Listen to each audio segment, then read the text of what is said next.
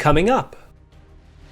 Known as the Star of Africa and the single best shot in the Luftwaffe, Hans-Joachim Marseille was one of the most incredible fighter pilots to ever take to the skies.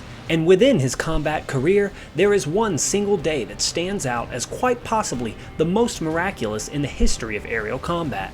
In today's video, we will dive into September 1st of 1942, when Marseille would claim an astounding 17 kills over the coast of Egypt in a single day.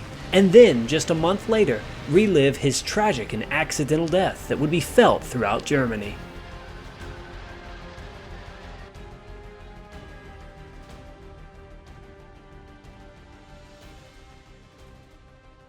First, a quick shout out to my Patreon supporters. If you want access to behind the scenes videos and bonus content, please check out the Patreon link in the description.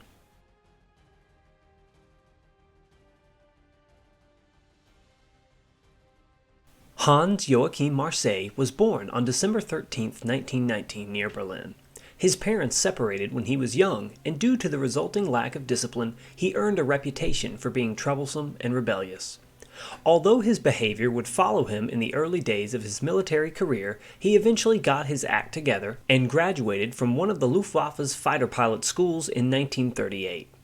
At the age of 20, he was enlisted in the Luftwaffe just in time for the Battle of Britain, but he would soon meet the harsh realities of war.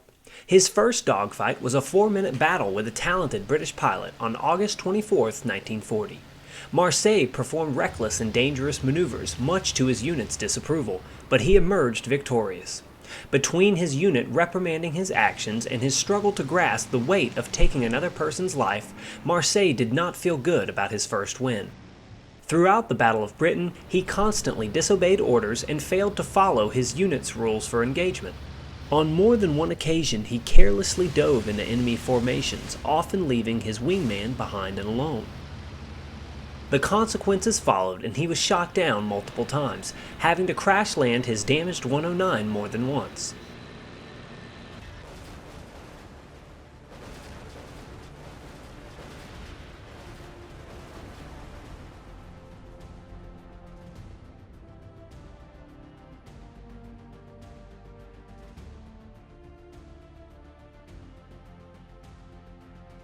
Because of this, he was strictly reprimanded and began to build a negative reputation for himself. Soon enough, the rebellious social behavior of his youth began to catch back up with him as well. He was commonly known as a charmer and a ladies' man, with one of his superiors even recalling, "Marseille was extremely handsome. He was a gifted pilot, but he was unreliable.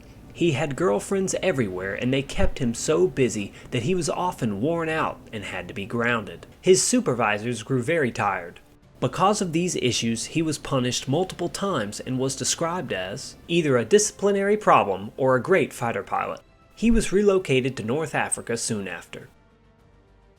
His time in North Africa began in April of 1941. Following his placement, he experienced several narrow yet impressive victories that were followed by a few crash landings after being shot down on 2 separate occasions. After even more unplanned crashes, several of which resulted in severe damage to his planes, Marseille was encouraged by his superior to self-train in order to better his abilities. He worked on his physical fitness, specifically strengthening his legs to help his body function in combat under the extreme G-forces. The extra practice paid off, and soon enough he was beginning to rack up consistent victories against the Allied pilots. His reputation as an ace was becoming apparent with his victory count rising at a rapid rate. In February of 1942, he earned the Knight's Cross of the Iron Cross for achieving 46 aerial victories. On September 17th of 1942, he would earn his 100th aerial victory, the 11th Luftwaffe pilot to do so. When he returned to Germany for a 2-month leave, he was awarded the Knight's Cross of the Iron Cross with oak leaves and swords. He eventually was called back into action and resumed combat duties on August 23rd. The month that followed would become his most productive ever, where he claimed 54 victories in total. However, his most famous day would come on September 1st of 1942, when Marseille would claim a total of 17 aerial victories in just the span of a few hours. He was assigned 3 separate sorties throughout the course of this famous day in North Africa. His first was at 8:26 in the morning. As Marseille flew near the coast of the Mediterranean, he spotted his first enemy aircraft. He made quick work of them, eliminating 2 Mark II Hurricanes from the No. 1 Squadron of the South African Air Force and the No. 238 Squadron within just 2 minutes of each other.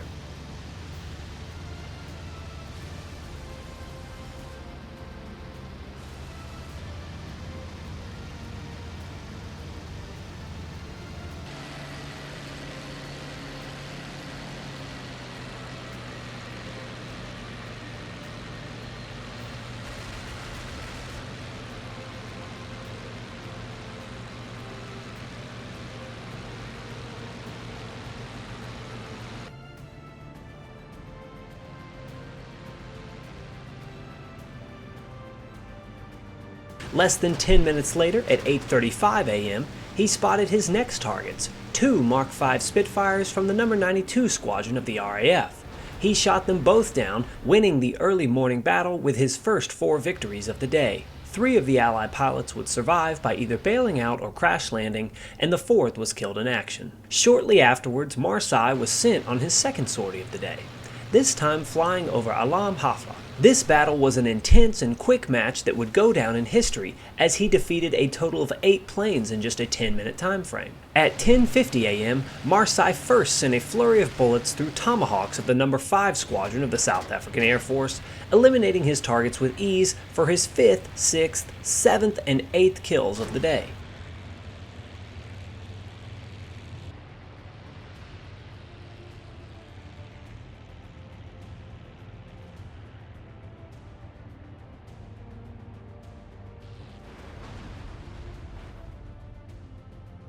Five minutes later, just past 11 a.m., he set his sights on more Curtiss P-40s from the No. 2 Squadron, taking down 4 more of the American-made fighters in less than 4 minutes.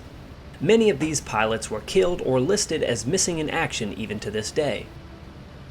This sortie would be the most famous of Marseille's career, as he would down 8 planes in just a few minutes. Marseille was later presented with a Volkswagen Kübelwagen by a Regia Aeronautica squadron, and his Italian comrades even painted Otto on the side of the vehicle, the Italian word for 8. His final sortie of the day took place later that evening around 5:45 p.m., not long before nightfall. His last victories came as he pounced on Hurricanes of the 213 Squadron of the RAF. First claiming 4 victories within the span of 4 minutes. The British aircraft would give him little trouble.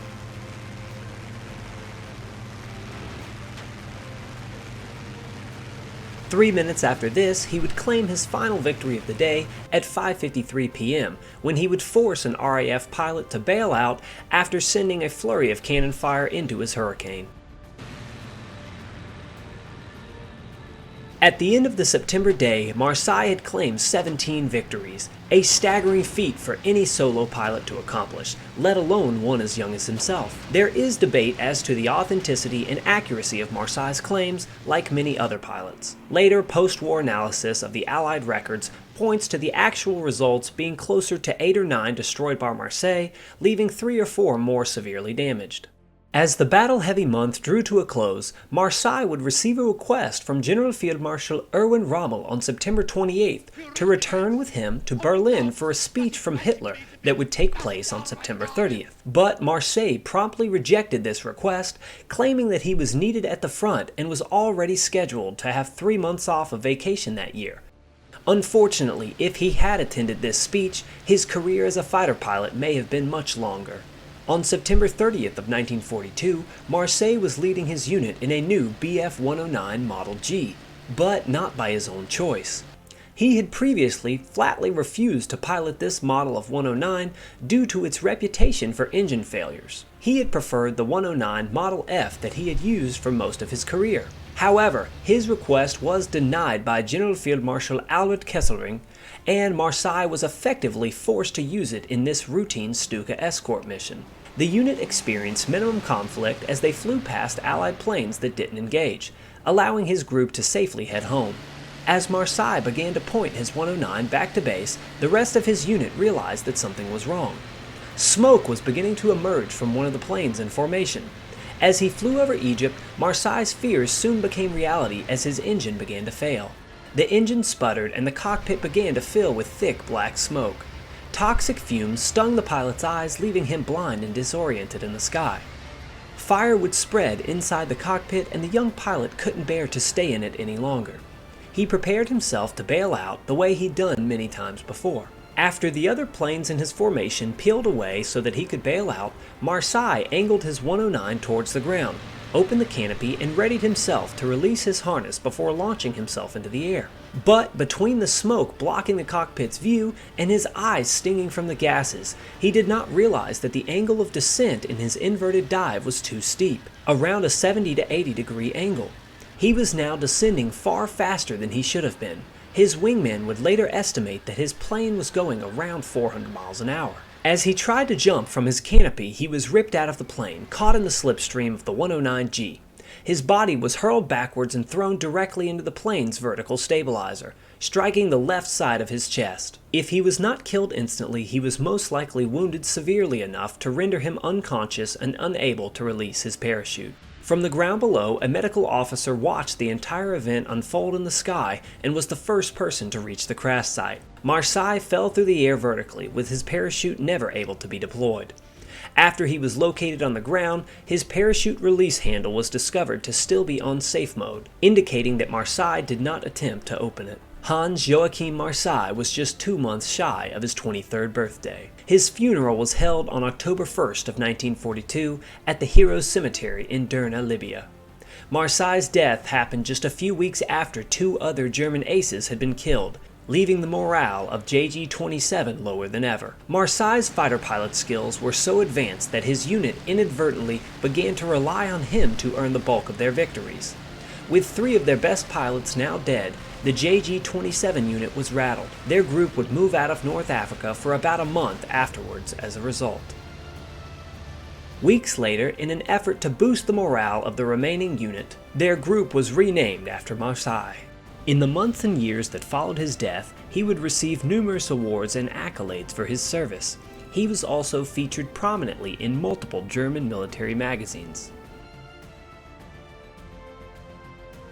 Over 40 years later, in 1989, his former comrades worked in conjunction with the Egyptian government to rebuild a memorial pyramid dedicated to his memory. Marseille is remembered in history as one of, if not the best shot in the history of the Luftwaffe.